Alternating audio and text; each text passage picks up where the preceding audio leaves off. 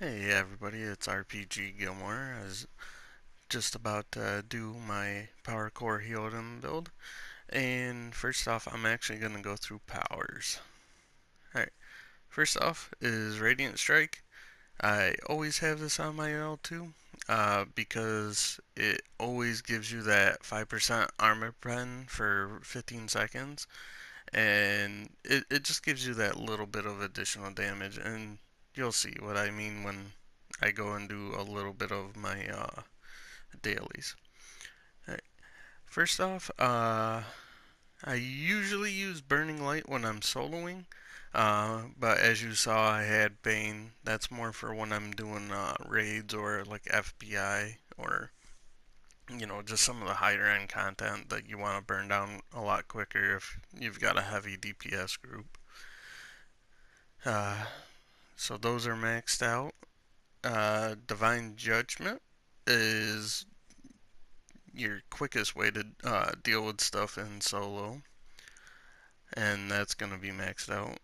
Aura of Courage, that's going to be maxed out, and that's an aura you're pretty much always going to have on unless you have a paladin tank that has more HP than you. Um, Next, we have Bane. We have 4 points in that. Like I said, that's mainly for stuff if you have a big burn group, um, like MSV, VA, and uh, any of the higher content like Spellbug, Caverns, MSVA, FBI, stuff like that. I do have Aura of Truth. I mainly use this if it's something like uh, either MSVA or the Dragon Turtle in the FBI. It doesn't really get used that much. And then the next maxed out skill is going to be Oath Strike. This is for when you're soloing, doing dailies, anything like that. Um, it's just your best single target damage uh, effect. Um, Aura of Wisdom's the other aura I run if I'm doing solo content or if there's like a raid I'm running or a dungeon that's you just don't want to have Aura of Life on, um, so that people can use their scrolls, specifically MSVA. Uh, that's because you can't get back in. But I also run it for the solo content. Next up is Bond of Virtue. This is maxed, and this skill is always on, and you basically just never want to take it off. It's with this build, you just get so much benefit for it that you just never take it off. Next, we have Cleansing Touch. It's This is really good for when you first hit 70 as a Healadin, but once you start getting more of the boons and you progress farther on, it doesn't really do much for you. But it is a good AoE heal early on, and if uh, you haven't maxed out, it actually triggers flashlight quite often. Or of Restoration, I think I just put points into this to get up to the next rank because it doesn't really get used. Cure Wounds is whenever you're running with a group, it's your best option to run in is your R2 effect. Um, and I'll explain a little more why that is later. Shield of Faith is your other daily that you want all the time. Um, Whether you're soloing or healing in a group, it's just great to always have on. Aura Divinity um, doesn't really get used too frequently. Um, I can't even think of any instances where I've had it on other than running with a lot of other paladins and just it stacks for with your any other auras. Alright, next up we have Foreign to Valve Enmity. This is your other power, just like Bond of Virtue. As a Healadin, you always want this on. Um, Whenever you deal damage to an enemy, it deals more damage, but it also allows you to have it so that whenever your allies hit them, it deals healing effect to them as well. Divine Touch doesn't get used. It was just filled for the point. Absolution is our other another skill of ours that's maxed out because there's a few instances where you want this instead of like Bane or um, Burning Light. Uh, if your tank is having a hard time uh, staying alive through hits on stuff like Orcus or just any other hard hitting boss, you can run this. It doesn't get used too frequently, but like if you're in a pug group and you're not sure of the tank, it's fine to run. I do run Healing Font in place of Judgment for a daily in some raids. Um, it's really good for stuff where you have to walk away from like your tank, like in Master Demogorgon or Demogorgon. It allows them to still be healed, but you can run over to the rest of the party, and heal them. So it's really good for that type of situation. Aura of Life. This is the other one that generally gets ran when it's in a group because you get to bring them up for free, and they usually have a pretty high health pool at that point. And then the rest of them, Circle of Power. Uh, I just have points on this to get me to that 70 to unlock it. Um, but I really don't use it. It's just not that good for us. Alright, next up we will go to our feats. Alright, toughness. Very self-explanatory. The more HP we have, the more damage that Aura of Courage does, the better survivability we have. It's just all around the best bet for us. I do have points in Weapon Mastery. This isn't really necessary. You don't have to do this. I just do because once in a while I have skills that crit. But now that I have a companion that I do, it'll probably be getting swapped out shortly. I will most likely take. Uh, I probably won't be able to get to those, so it'll probably be either Impassion Please to get to your Divine Call energy back faster, or I'll probably put a few points in a Light Shield. But as it stands, I have them in Weapon Mastery for the time being. Divine Action is actually a big deal because we use our Divine Call effect a lot with this build, and it gives you that 5% AP gain, which is very useful. Next up would be Exemplar's Haste. Just getting your powers back faster is such a huge benefit for any character, but specifically for ours. Um, it just makes it that much easier to get our powers back up. I do have 1 point in Wrathful Strikes. I think I just needed that to get to the next tier. And then Steadfast.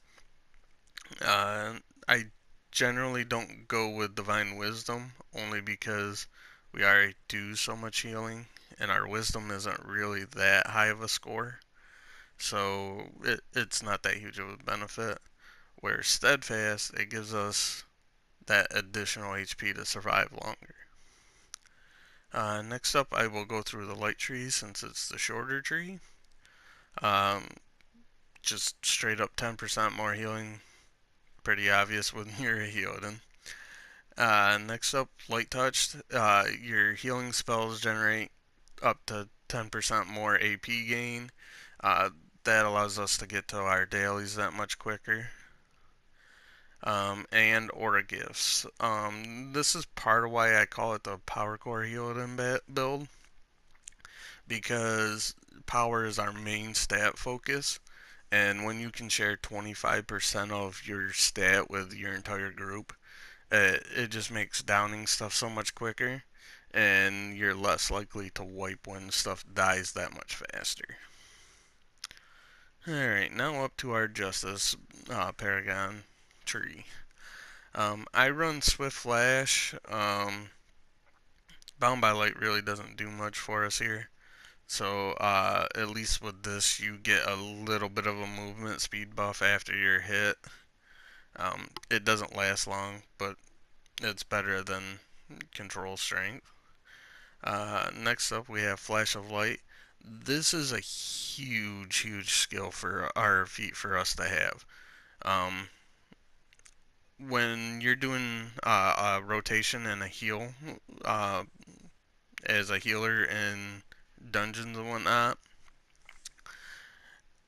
you can reduce your allies' cooldowns on their encounter powers quite significantly, and it's fairly frequent, especially using Bane, because you get the 3 stacks of it, and each one can potentially trigger the Flash of Light. Alright, next one is Radiant Champion.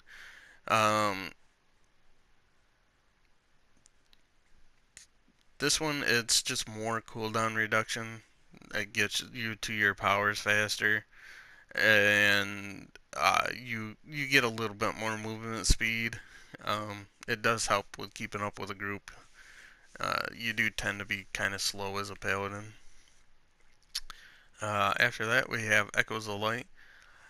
This is another skill that our feat that allows us to get back and reset our cooldowns on our encounter powers a lot, and uh, it's just it allows you to chain your encounter powers much better.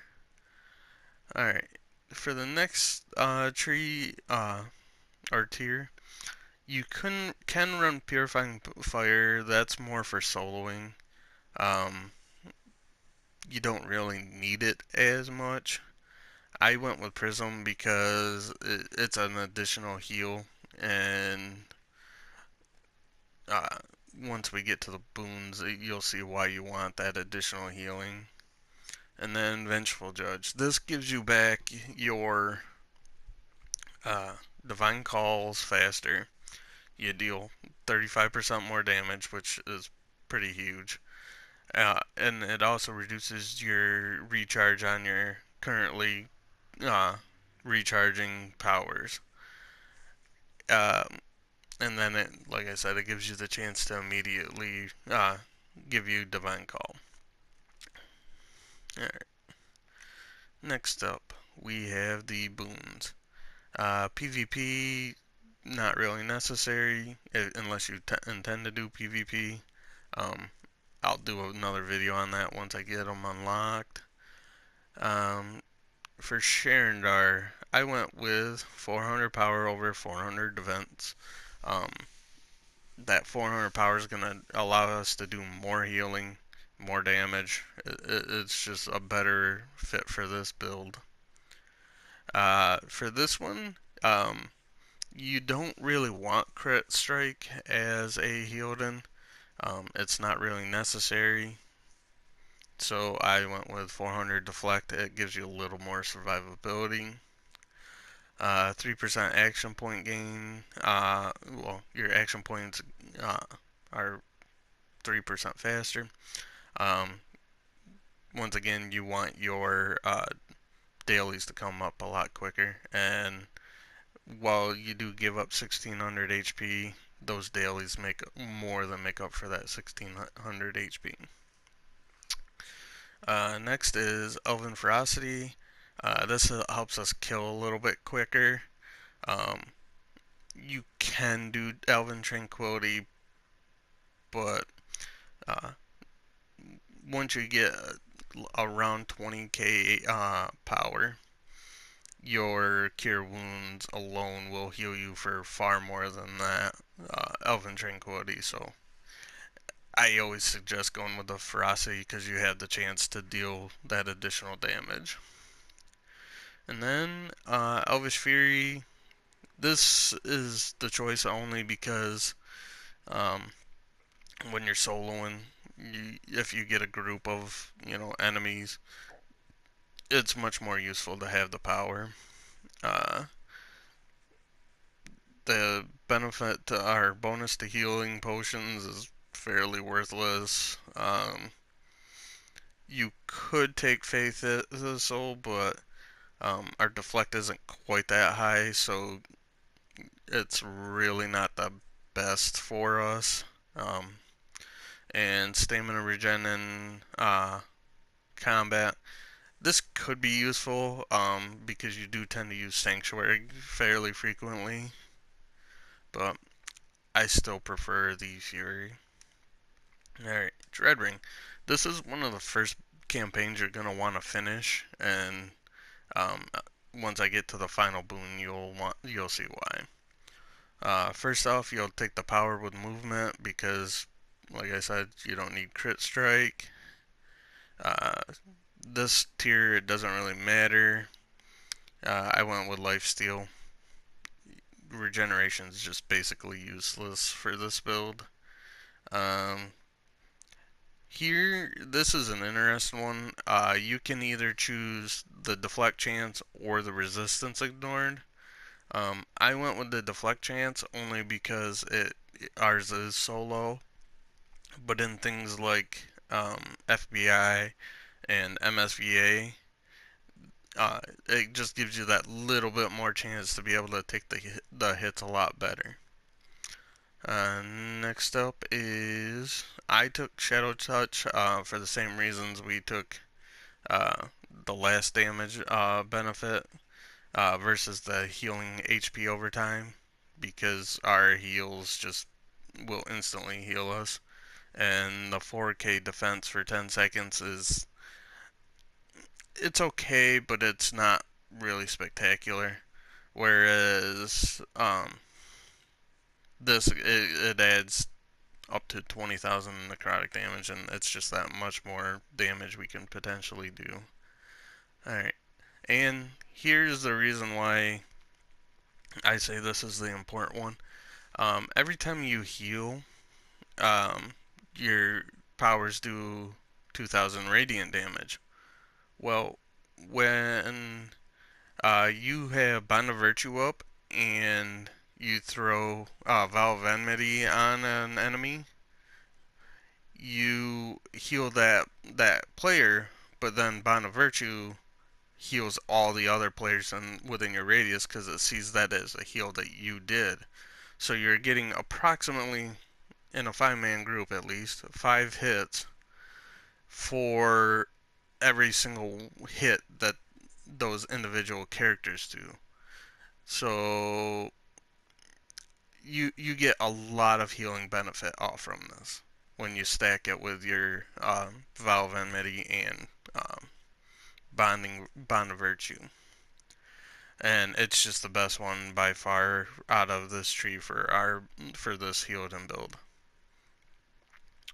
Icewind Dale, I haven't gotten all the way through, but I'll go through the ones that I plan on picking. This first tier, AoE resist just gives you a little bit more survivability versus combat advantage, which we get no benefit from.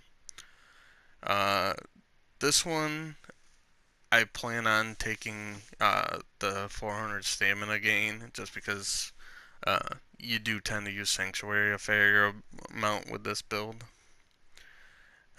Sleet skills over Rapid Thaw. This really depends on personal preference. I'm probably gonna take crit severity, but if you need the recovery and you want a little bit faster cooldowns, it's fine to take this.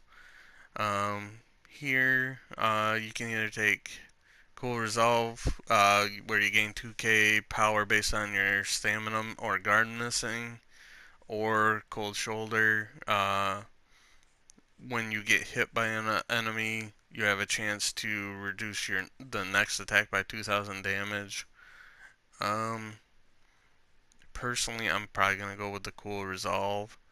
Um, this Cold Shoulder really doesn't do much for you at higher end content.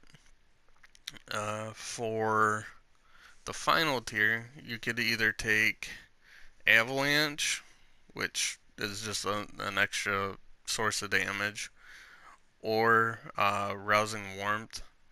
I intend to take Rousing Warmth just because of how often uh, our build heals, just like I explained earlier. And Winter's Bounty has potential, but I think Rousing Warmth is slightly better for this. And Shared for Survival is just pointless. Right. For the Underdark, um, once again we took the power, and the max HP just helps us a ton. Um, Here it doesn't really matter which one you take. Um, if I do a reset, I'll probably end up switching to Lifesteal over the Crit Strike, but that's due to having the Owlbear companion. Alright, next we have Drow Meditation or Ambush Tactics. Once again, we get no combat advantage bonus for the way we deal damage, so you may as well take the 1200 regen. This helps with incoming heals, so you get healed for a little bit more. For this, it reduces the effects of controls on you, um, your stuns, your roots, anything like that. Just the less time that you're in them, the better you are, and the more heals you get to do. Also, stuns and dazes tend to turn off Bond of Virtue, so any way you can get back to having the Bond of Virtue up faster, the better off you are. Um, over the stamina regain. Alright, and really none of these skills really benefit us that much. So I just took the 5% less damage from demons. Um, this final tier really isn't that great or even that useful for us. Tyranny Dragons. I definitely suggest the 400 power. You can take the 1600 HP, and I may switch to it when I do my next respec. Um, Only because 400 power is pretty small in comparison to the 1600 HP at once you get to that point. Um, Here, I still take Deflect over Crit Strike just for a little more survivability. The next one, because this build does need some armor pen, I will probably take the armor pen over the defense. Uh, this one really doesn't matter. I'll probably take the life steal. And then for the last in the boon tree, I would probably take the crit severity for. I know we don't do a lot of crits, but when we do, it's that much more potent versus any of these other effects that really aren't that useful. For the stronghold, it really depends on what your guild has open. Um, right now I'm just using the armor pen because that's what we have, but we'll be getting the power bonus one here shortly. Um, for our defense, I run the defense bonus. I will be switching that to, where is it? The hit point bonus. Uh, this is gonna be the follow-up one that our guild goes to. For utilities, once we have it open, it'll probably be the barracks or where is it? Yeah, it'll most likely be the barracks. The healing potion bonus is completely useless, and my guild's not high on PvP, so that's not a concern. For Maze Engine, I think the income and healing bonus is a little bit more useful, but either way, you could run 5% lifesteal severity and it's fine. Um, this next tier, combat advantage, we just get no benefit from, so the shorter durations on control effects is just significantly better. Uh, Same with the action point gains, it just gets our dailies up faster. And then engine inspiration is kind of important because when you do healing, you get an additional 20,000 hit point heal potentially. And yeah, the rest of these are not that great for us. Elemental Evil is definitely an important one because you get so much max HP off from it, and it just allows you to do that much more damage. Once again, you are gonna want power. That's what you're gonna prioritize. Um, Same with the lifesteal. Um, Here, if your recovery's kind of low or you're getting used to the rotation, uh, taking Blazing Resilience is more than fine. I took the crit strike. Um, doesn't really make a difference overall, but uh, yeah. Here, same idea. It's gonna either be Wall of Wind or Gale of Retribution. Um, it's really more of your personal playstyle. You can go with the faster recovery or the potential for the crit strike. I just went with the crit strike for some of the damage of bonuses. And here's our second tree that's very, very important for our damage output. Um, Here it's you get the choice between the control resistance and max HP. You want the control resistance versus the life steal. Um, Same here. You want the income and healing over the stamina. Uh, this is a Icy Wrath's a little bit better option than the potential for more recovery based on how much stamina you're missing. So I went with that. Glacial Strength is a significant amount of HP for one feat. Versus this where we don't really tend to kill a lot of stuff unless we're soloing, but the 3200 HP is a little more useful at that point. Um, Here, if you have a lot of deflect, um, this is a decent skill to have, but I wouldn't really suggest it. Healing potions feats tend to be pretty pointless.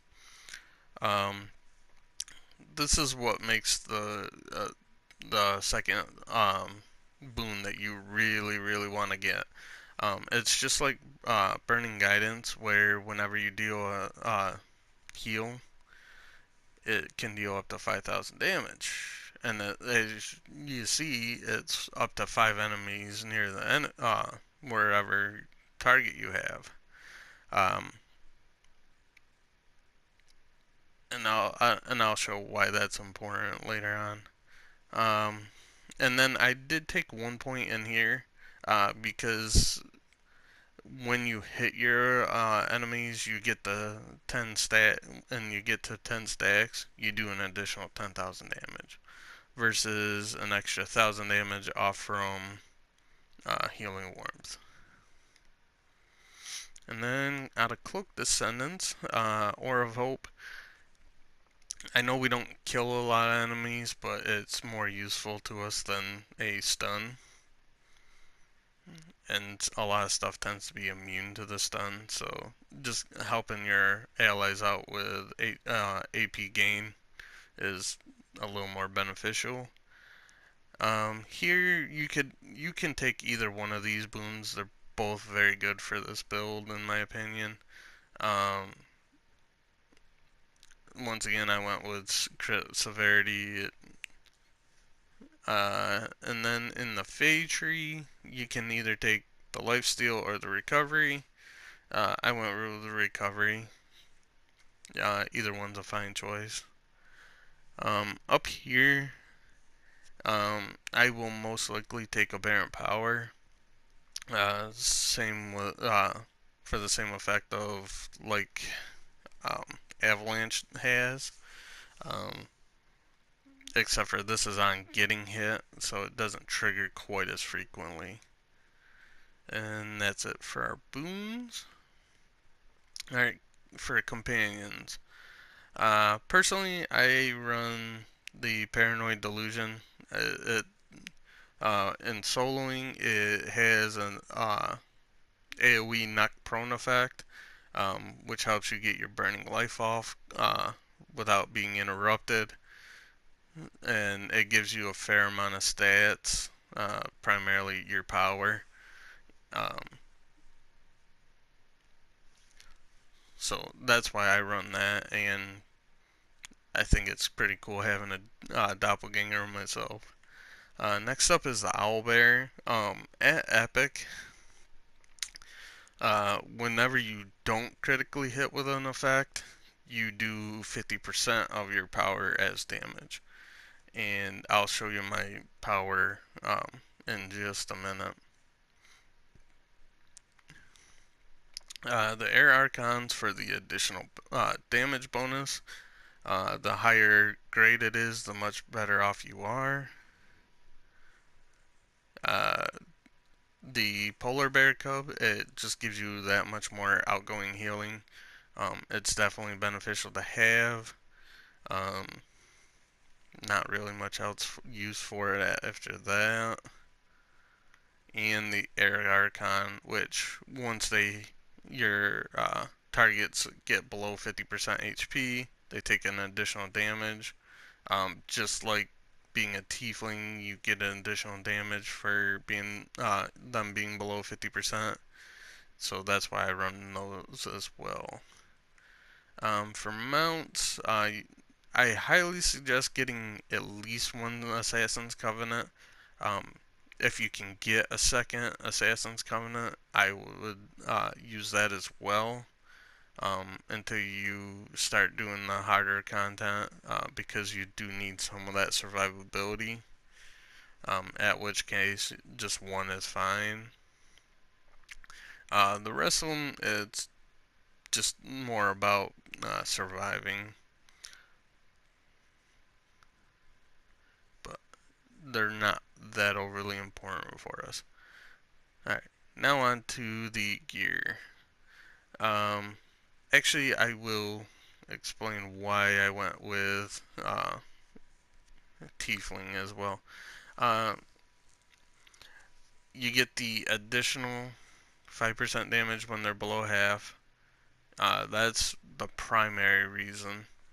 And then you get Infernal Wrath. Now that I'm at the point that I'm at, I can stand next to my tanks in MSVA and apply an additional 10% damage reduction to them.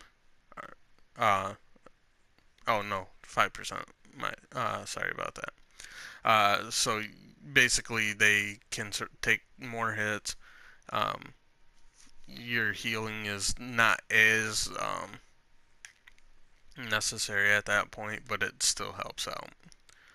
Alright, for gear, I run Jarl's Gaze, and this just gives you so much power.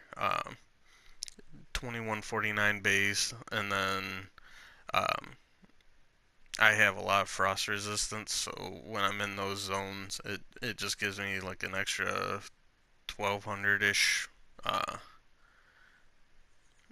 power, which just allows you to kill that much quicker.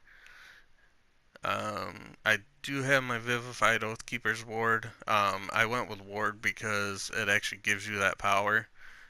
2006 power is quite significant for one piece of gear.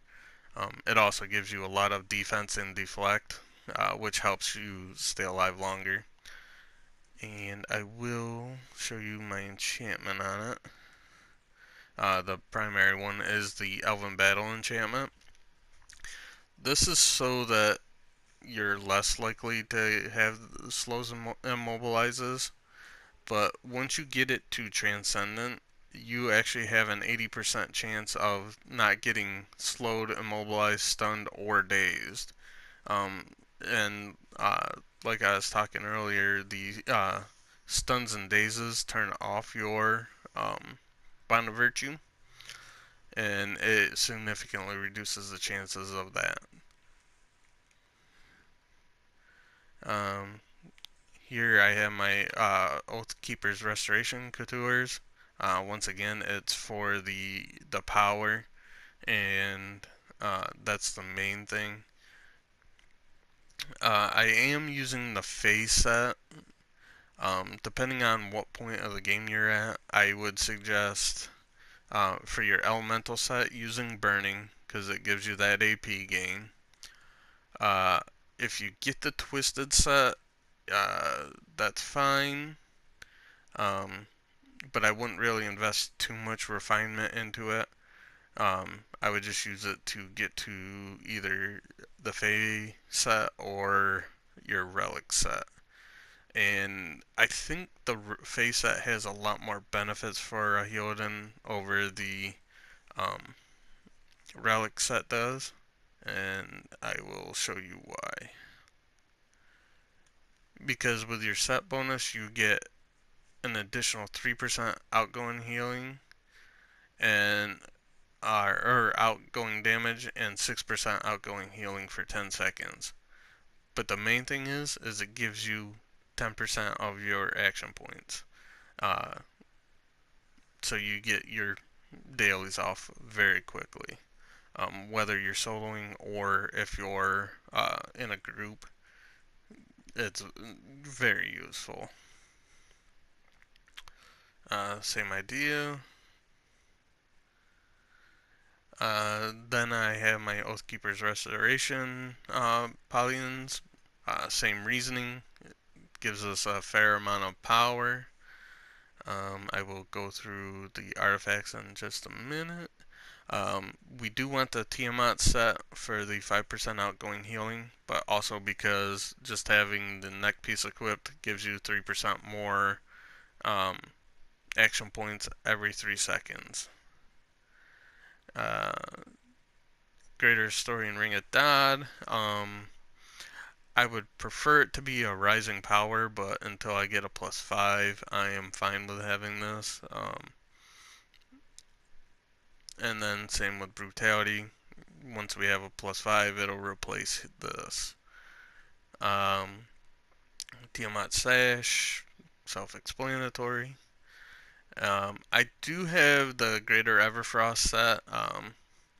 You can use your Gem the Exquisite set, and it's just I use these because of the extra Everfrost resistance. Um, that's the only real reasoning for it. For enchantments, I am going to be going with for my offense slots. I do intend to go to the uh, Tenebrous enchantments. because they do a percentage of your HP as necrotic damage when you hit an opponent, and I have 152k, so that's about an extra 7,500-ish damage once it's at the full 5% that it can get up to as a rank 12. Alright, now the artifacts. Sigil of Devoted. You do have to have a DC character up to level 60 to get this, but this thing is incredible for your AP gain. You can literally um, just use your daily power probably about every 10 to 12 seconds because of this artifact once it's at Mythic. So that would definitely be my number one artifact to get upgraded, even over our own Paladin Sigil. Um, Next is the Tiamat's Orb for the set effect. Plus the stats are very good for us. Um, that's every single stat you're gonna want, minus the critical strike. And then I run Eye of the Giant. Um, Once again, this is more for the stats. The 2k HP, 1000 power, and armor pen and defense.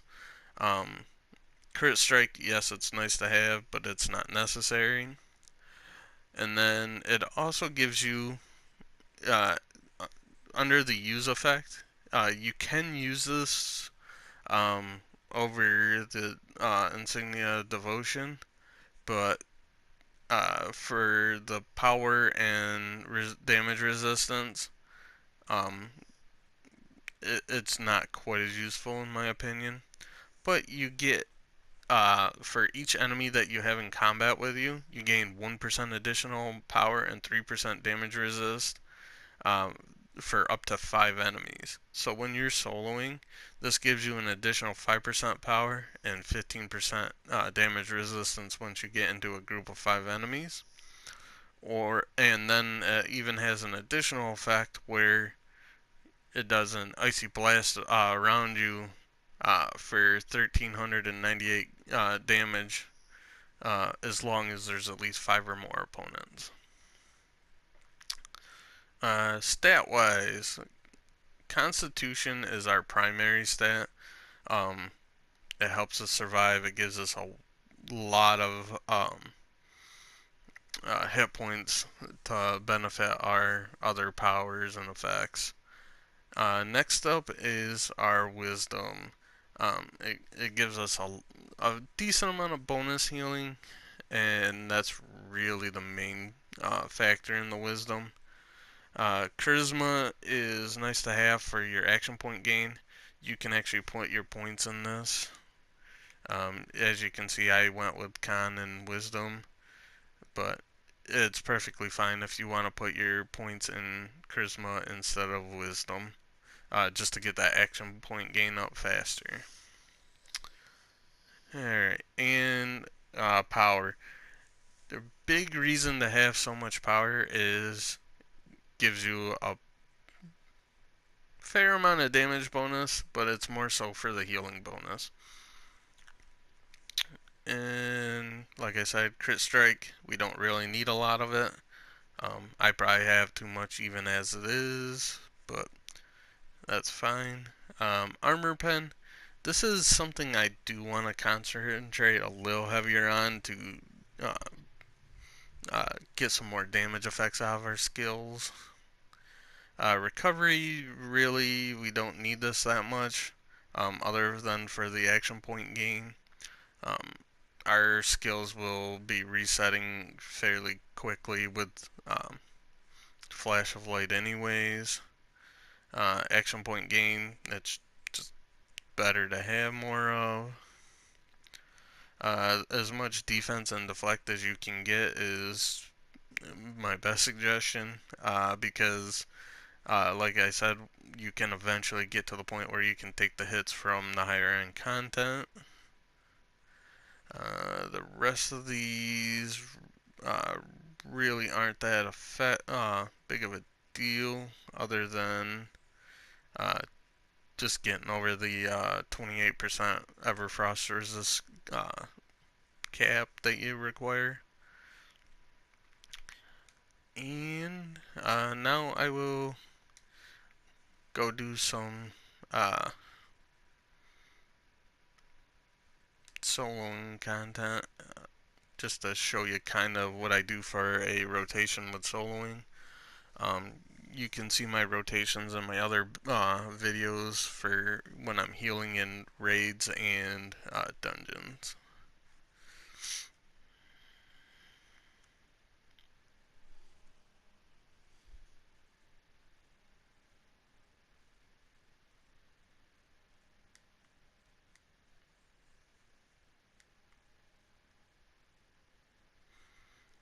And right now, this is the highest content we can do, which is River District. So these are kind of the most difficult enemies we'll face on a regular basis.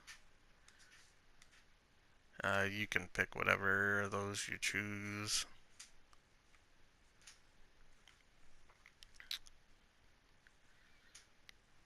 Alright, let's find a pack of enemies. Here we go.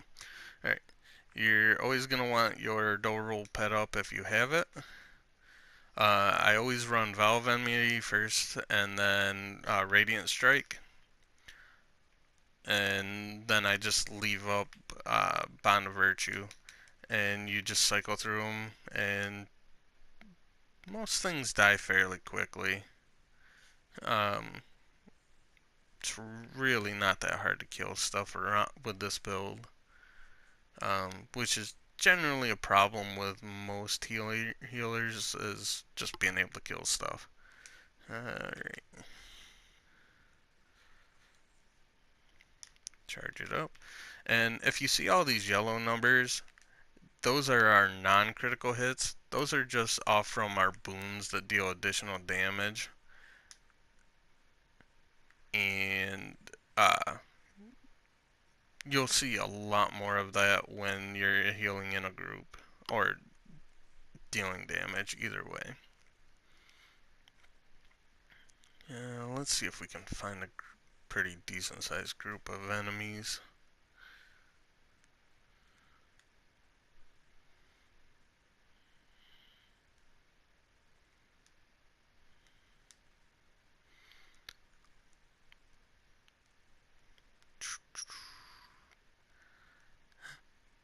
Of course, when you're looking for them, they're not there. That's only 3.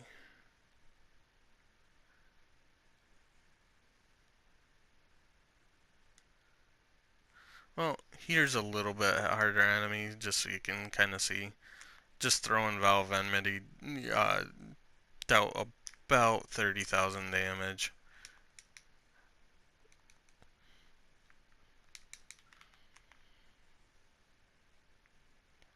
And then you can use your Sanctuary as you need to evade some of the stun effects until you get that higher Elven Battle enchantment.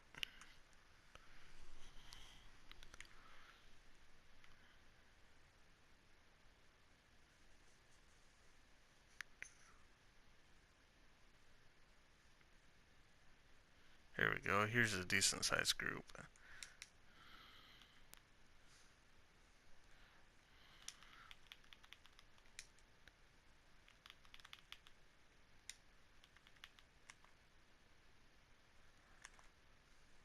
And basically your encounters are always up when you need them.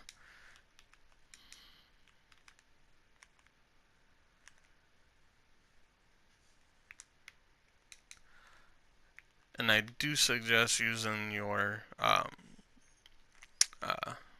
divinity, your divine judgment, whatever you want to call it.